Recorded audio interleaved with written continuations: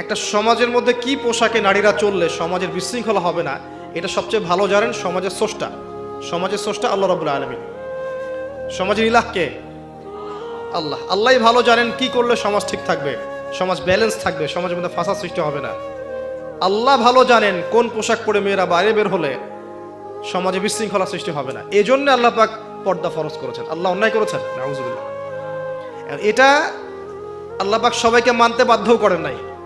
যে মুসলিম হবে সে মানবে, যে মুসলিম হবে সে মানবে, যে অমুসলিম সে না মানলেও চলবে, মানলেও কোনো দোষ নাই, মানলে তার সেফটি।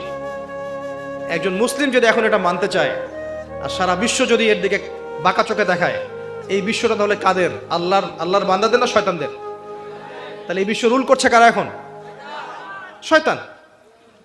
এখানে আপনার আমার অবস্থান কেমন জানেন? আসহাবুল কাহাফের মতো। আসহাবুল কাহাফ যেমন ছিল